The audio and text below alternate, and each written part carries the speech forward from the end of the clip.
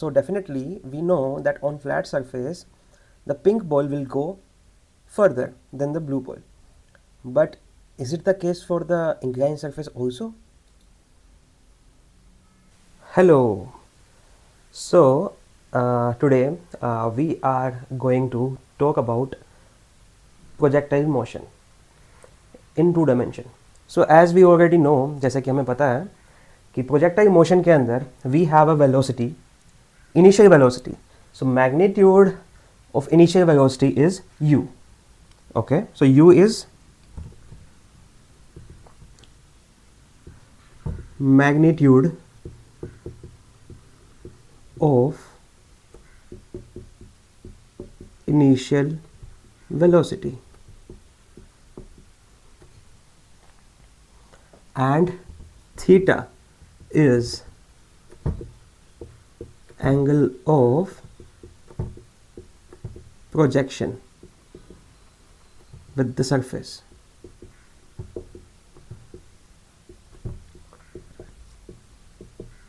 So यहाँ पे I am not going to talk about कि स्टैंडर्ड डेरिवेशन कैसे करते हैं. तो जहाँ तक मुझे लगता है आप लोगों को पता होगा कि स्टैंडर्ड डेरिवेशन करते क्या हैं. तो आज हम सीखने क्या वाले हैं, that is the most important thing. तो आज हम सीखने वाले हैं maximum range of a projectile at different conditions. So इस चीज़ के अंदर हम डेफिनेटली बात कर सकते हैं condition change of velocity, initial velocity and change of angle. तो अगर हम इनिशियल वेलोसिटी को कांस्टेंट रखते हैं तो हमारे पास एक ही वेरिएबल बचता है, एंगल. और आज हम बात करेंगे सिर्फ इस एंगल की. अब सोचने वाली बात यह है कि हमारे पास जो रेंज का फॉर्मूला होता है वो होता है हमारे पास u square sine 2 theta upon में g. u square sine 2 theta upon में g. अब इस केस के अंदर आर मैक्स की हम बात करें तो आर मैक्स कब होगा? आर मैक्स तब होगा जब यहां पे हमारे पास this value of this angle will be maximum, है ना, क्योंकि यू तो हमने कांस्टेंट कर दिया और जी भी एक कांस्टेंट है. तो उसके बाद हमारे पास बचा क्या? Sine 2 theta. 2 theta, sine 2 theta maximum value sine function की कब होती है या क्या होती है? तो हमें इतना पता है कि max value max of sine 2 theta will be 1.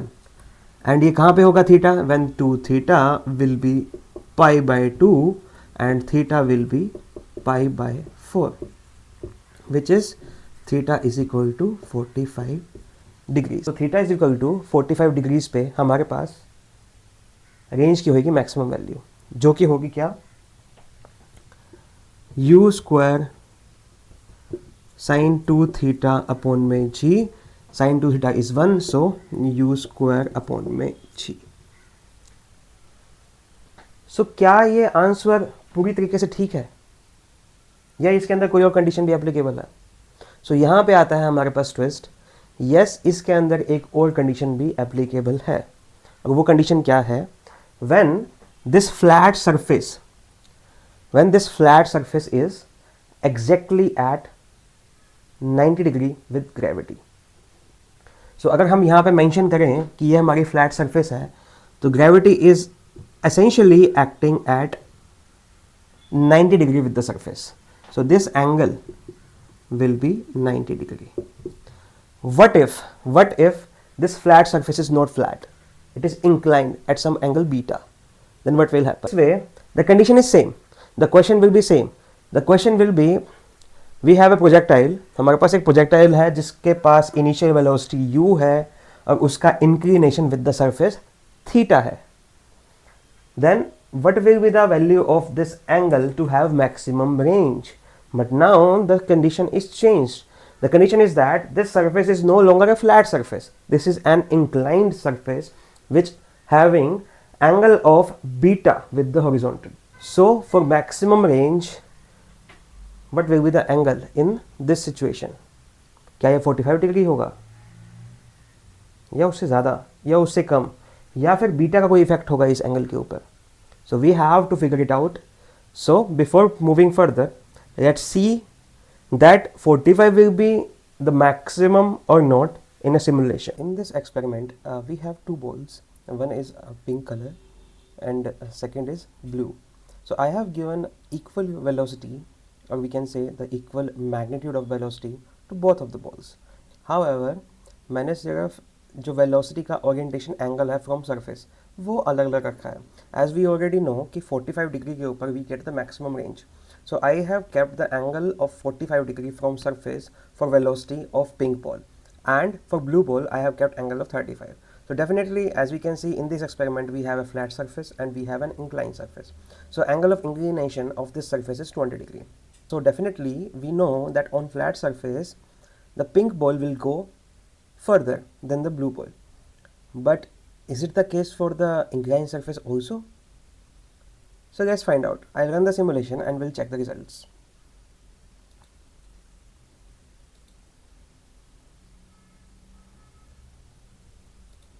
Yes, so we can clearly see angle 45 ho, so we get the maximum range in the case of flat surface. But if the surface is inclined, the condition is different. So angle 35 is getting more range than the pink ball. The ball with 35 degree angle with same velocity is getting further.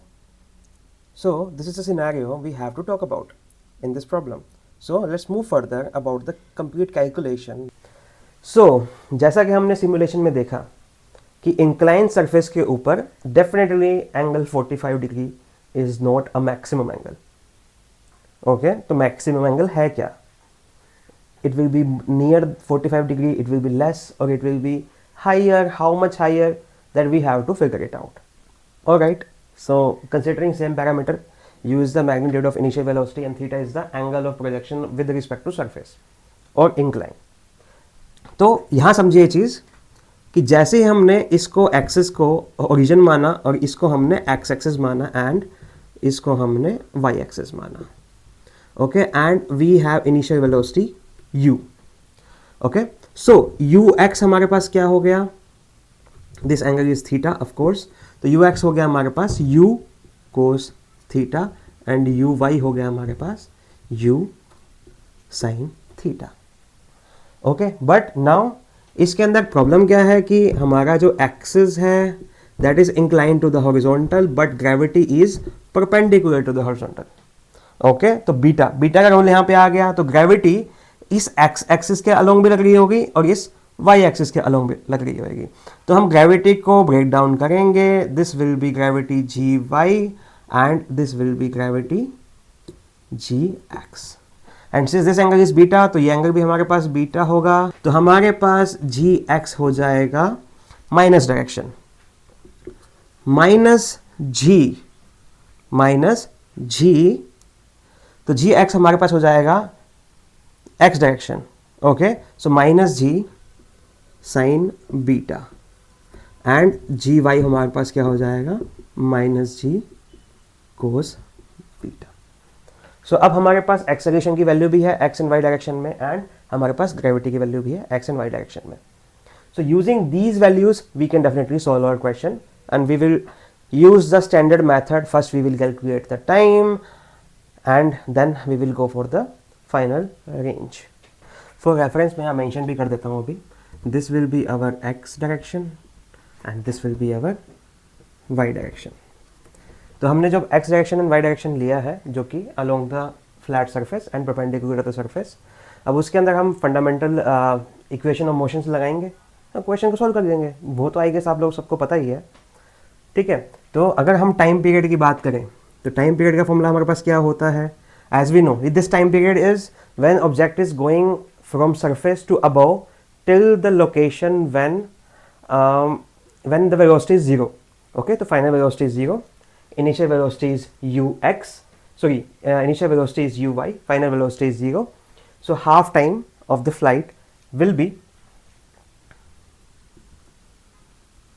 You Y upon में G Y minus U Y upon में G Y minus you sign theta upon में you sign theta upon में minus जी कोस beta minus से minus cancel हो जाएगा, u upon में g sign theta upon में cos beta.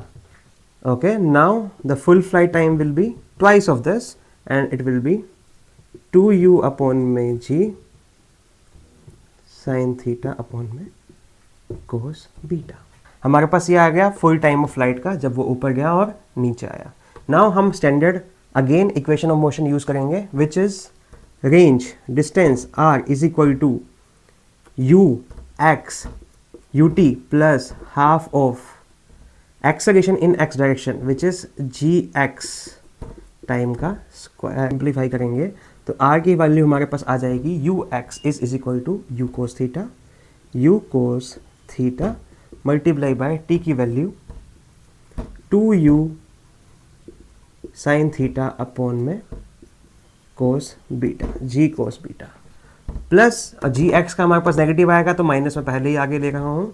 Half of gx is g sign beta bracket में t का square 2u sine theta upon में g cos beta का स्क्वायर. यहाँ से मैं कुछ टर्म्स कॉमन ले लूँगा जो कि मैं लूँगा u स्क्वायर अपॉन में g कोस स्क्वायर बीटा. अंदर मेरे पास आ जाएगा 2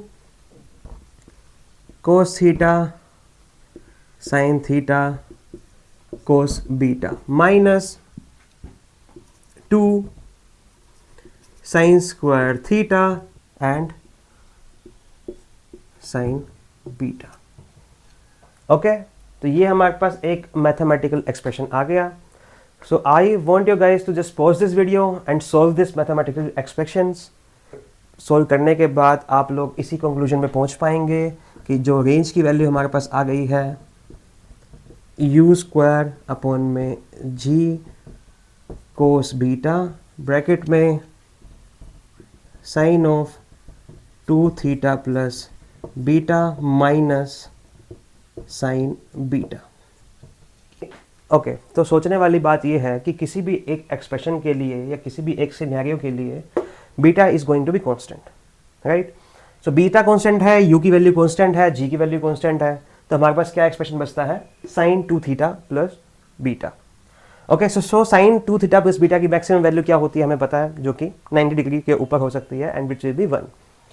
okay, so sine 2 theta plus beta will be equal to 1 at its maximum value. So 2 theta plus beta will be 90 degree and theta will be 45 degree minus beta by 2. So whenever you have an inclination of the surface, then beta by 2 angle should be minus to the projection angle with respect to surface. However, कुछ questions ऐसे भी आ सकते हैं कि ये जो angle है, angle जो कि हम मेजर कर सकते हैं वेलोसिटी एंड सरफेस के बीच में, अगर हम उसे अल्फ़ा नाम दे दें, तो हम समझ सकते हैं यहाँ पे अल्फ़ा जो है वो थीटा प्लस बीटा के इक्वल है. तो इस केस में हमें मैक्सिमम हमें एंगल निकालना है जिसके ऊपर रेंज मैक्सिमम होगी. तो उस केस में अल्फ़ा की वैल्यू क्या हो जाएगी 45 plus beta by 2. So this is angle with respect to surface, angle of inclination of projection with respect to surface, and this is angle of inclination of projectile with respect to horizontal. Okay, so now we have two solutions. So now definitely we know that in simple projectile motion with respect to flat surface, to get the maximum range we have to project it at angle 45 degree. But in this case situation is not true. Okay, so we have to be very careful in the in JEE exam. If the question comes, we have to consider these both scenarios. The angle is asked with respect to horizontal or angle is asked with respect to surface. I hope आपको ये topic समझ में आया होगा. अगर आपका still कोई doubt रहता है तो आप कमेंट सेक्शन में मुझे बताइए. I will make another video on this and I will reply on the comments. मेरे चैनल को लाइक एंड सब्सक्राइब कीजिए. मैं इस तरह की और इन्फॉर्मेटिव वीडियोस डालता रहूँगा. आई होप आपको मज़ा आया होगा. मिलते हैं नेक्स्ट टाइम. Thank you.